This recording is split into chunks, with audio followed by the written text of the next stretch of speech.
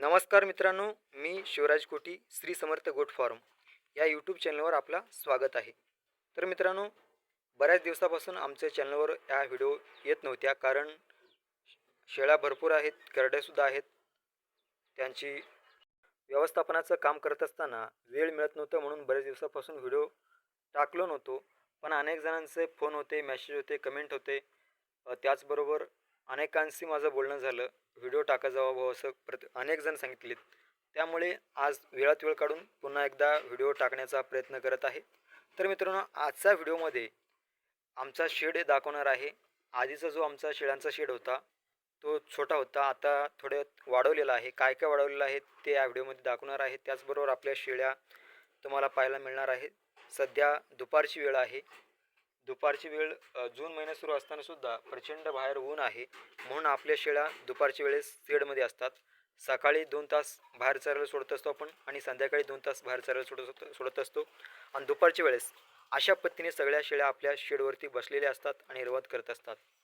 तर मित्रांनो, आमच्या ज्या या आधीच्या व्हिडिओ होत्या त्या जर तुम्ही पाहिल्या असेल तर त्या व्हिडिओमध्ये आमचं शेड थोडं छोटं होतं, ते तुम्ही पाहिलेलं असणारच. जर पाहिलं नसेल तर आधीचे व्हिडिओ पहा आणि त्या व्हिडिओमध्ये आमचं शेड तुम्हाला दिसेल त्यावेळेस कसं होतं आणि आत्ता कसं झालेलं आहे ते तुम्हाला फरक त्यामध्ये दिसून येईल. तर मित्रांनो, आमच्या शेड आधी इतकंच होता, आता हे इकडं वाढवलेलं आहे. आधी आपलं शेड साधारणतः एक 10x18चा होता आणि आत्ता पुढे एक 10x12चा हे ओपन प्लेस होता.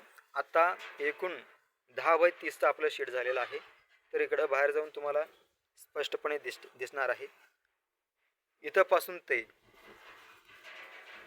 आणि तिथंपर्यंत टेकडीचा जो शेवटचा शेड आहे तिथंपर्यंत जर आपण पाहायला गेलो तर हे 30 फुटाचं अंतर आहे आणि हा रुंदी जो आहे तो 10 फुटाचा आहे.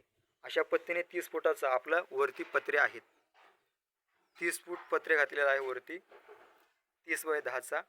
आणि त्याचबरोबर या शेडचा जो कडेचा भाग आहे या ठिकाणी फरशी लावून घेतलेला आहे. फरशी लावून घेण्याचे कारण म्हणजे मित्रांनो, वरचा जो पत्रा असतो, पत्र्याचं जे पाणी पडत असतात खाली आणि ते पडलेले पाणी पुन्हा शेडमध्ये येऊ नये यासाठी ही पत्रे लावलेलं आहे.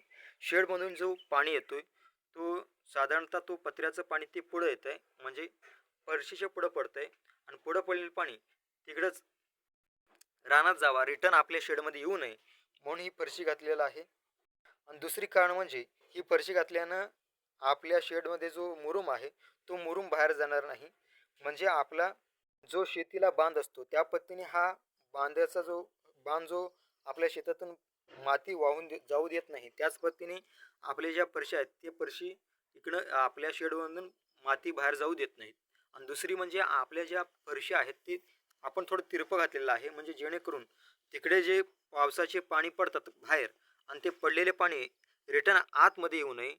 जर इथं पडले तरी परत घसरून खाली जावा अशा पद्धतीने या फरशीचा स्ट्रक्चर आपण तयार करून घातलेला आहे. त्याचबरोबर अजून काम सुरू आहे. इकडे सगळं मुरुम आपण टाकून घेतलेलं आहे. ही मुरुम आपल्या शेडमध्ये अजून सगळीकडं हे पसरून घ्यायचं आहे. त्याचबरोबर इथं जे फरशी आहेत त्याच्या खाली अजून गॅप आहे, हे गॅप पूर्ण भरून काढायचं आहे. इथंपर्यंत आपल्याला मुरुम टाकून घ्यायचं. अजून एक 2-3 बोटाचे अंतर आहे, तेवढं आपल्याला मुरुम घालून घ्यायचं आहे. त्याचबरोबर मित्रांनो, इकडे जे आपले गव्हाण होती ते गव्हाण 2 होते. आधीच्या शेडमध्ये तुम्ही पाहिले असेल तर 2 गव्हाणी तुम्हाला दिसतील. आता एकच गव्हाण आहे. त्याचे कारण म्हणजे आपल्या शेळ्या बाहेर चरूनच येत आहेत, त्यामुळे त्यांना शेडवरती घाईत चारा घालण्याची गरज पडत नाही आता, म्हणून आपण एक गव्हाण बाहेर काढून ठेवलेला आहे. आणि आत्ता ज्यावेळेस गरज पडणार आपल्याला शेळ्यांना चारा घालण्याची पुढच्या महिन्यामध्ये जुलै महिन्यामध्ये जर पाऊस सुरू झाला तर चारा कमी मिळतंय बाहेर आणि त्यावेळेस आपल्याला थोडंसं पाऊस वगैरे आल्यानंतरनं शेळ्यांना चारा घालावं लागतंय. म्हणजे तुरीचा भुस्सा, हरभऱ्याचा भुस्सा वगैरे आपण घालत असतो नेहमी, आणि ते घालण्यासाठी आपण अजून 2 गव्हाण तयार केलं आहे. हे एक सोडून अजून 2 आधीचा एक होता, म्हणजे आधीचे 2 होते, आता अजून एक तिसरी गव्हाण आहे. हे 3 गव्हाणी तुम्हाला शेडमध्ये पुढील काळामध्ये पुढच्या महिन्यामध्ये तुम्हाला दिसणार आहे. त्यावेळेस नक्कीच व्हिडिओ तुम्ही पहा. आणि अजून जर या आधीच्या व्हिडिओ जर पाहिलं नसेल तर ते सुद्धा पहा. आणि व्हिडिओला जर अजून लाईक केलं नसेल तर प्लीज लाईक करून घ्या आणि चॅनलला अजून सबस्क्राईब केलं नसेल तर चॅनलला सबस्क्राईब करून घ्या. तर मित्रांनो, त्याचबरोबर इकडे जो आहे आपल्या ह्या 10x30चा हा शेड झाला संपूर्ण. आणि इकडे जाळी वगैरे, इकडे फरशी वगैरे घालून घेतलेला आहे. त्याचबरोबर इकडे ओपन प्लेस ठेवलेला आहे. हा जो आहे हा जवळपास 13x30चा हा ओपन प्लेस आहे. सध्या इथं काम सुरू आहे, त्यामुळे अजून काही स्पष्ट सगळं होणार नाही. ज्यावेळेस आपण सगळं संपूर्ण शेड तयार होईल, तो एक नंतर त्यावेळेस एक व्हिडिओ तुम्हाला पाहायला मिळणार आहे. या ठिकाणी आपलं पाण्याची सिंटेक्स आहे. त्याचबरोबर इकडे सध्या अजून काम सुरू आहे. हा फक्त आपल्याला एरिया दाखवायचा आहे. 10x30चा हा ओपन प्लेस, म्हणजे वर पत्रे वगैरे काही नाही. आणि इकडे पत्रे असलेले ही 10x30चा आहे. जसे या बाजूला शेडच्या कडेने जसं आपण झाडे लावून घेतलेलं आहे, त्याचप्रमाणे हा ओपन प्लेस पुढचा जो शेड आहे, इकडे सुद्धा आपल्याला काही दिवसांनी झाडं लावलेलं पाहायला मिळणार आहे. पुढच्या महिन्यामध्ये इकडे सगळं झाडं तुम्हाला पाहायला मिळणार आहे, म्हणजे आपण लावणार आहोत. आणि इकडे ही जो जाळी आहे, हा जाळी काढून इथे आपल्याला पत्रे मारून घ्यायचं आहे. आणि इथं हा जो आहे या भिंतीच्या बाजूला इकडे आपल्याला एक दरवाजा बसवायचा आहे, जेणेकरून त्या ओपनच्या ठिकाणी आपल्याला शेळ्या जाता आलं पाहिजे आणि इकडं आत शेळ्या येता आला पाहिजे. आत आणि बाहेर करण्यासाठी जो शेळ्यांसाठी जो जागा लागतो, तो दरवाजा लागतो, तो या ठिकाणी आपल्याला बसवायचा आहे. जेणेकरून आपल्या शेळ्यांना ज्यावेळेस पाऊस पडेल, पाऊस लागत असतील, त्यावेळेस आपल्या शेळ्या आत येतील. आणि ज्यावेळेस पाऊस नसेल त्यावेळेस आपल्या शेळ्या बाहेर जाऊन बसतील. अशा पद्धतीने आपल्याला शेडचा स्ट्रक्चर तयार करायचं आहे. पद्धतीने ही 13x30ची ही ओपन प्लेसचा जो जागा आहे तो शेड आहे. आणि त्याला जाळी आपण कडेने मारून घेतलेला आहे. अजून थोडं मारायचं आहे. तिकडे आपल्याला झाडं वगैरे लावायचं आहे. त्याचबरोबर हा जो पत्रे असलेला जो शेड आहे हा 10x30चा आहे. आणि आपले जो शेळ्या आहेत ते सध्या 24 शेळ्या आहेत आणि एक बोकड, अशा म्हणून 25 मोठे आहेत. आणि जवळपास एक 30 ते 32 लहान करडे आहेत. करडे सुद्धा तुम्हाला या व्हिडिओमध्ये दाखवणार आहे. तर चला तर आपण आता करडं पाहूया.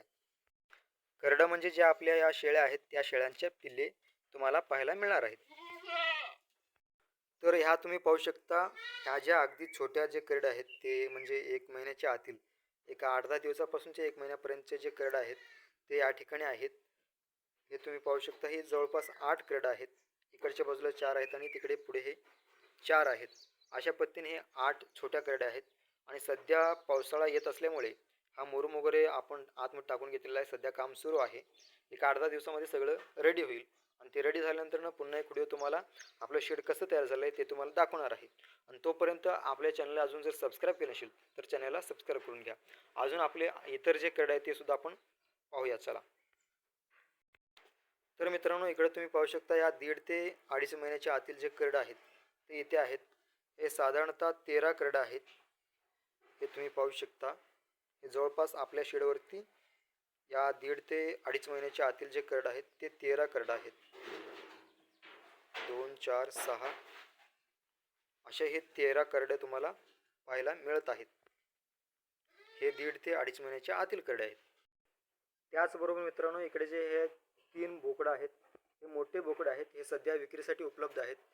याच्याबरोबर अजूनही बरेच जे करडे होते, बोकडे होते, ते आपण विकलेलो आहोत. आता फक्त 3 बोकडे शिल्लक राहिले आहेत.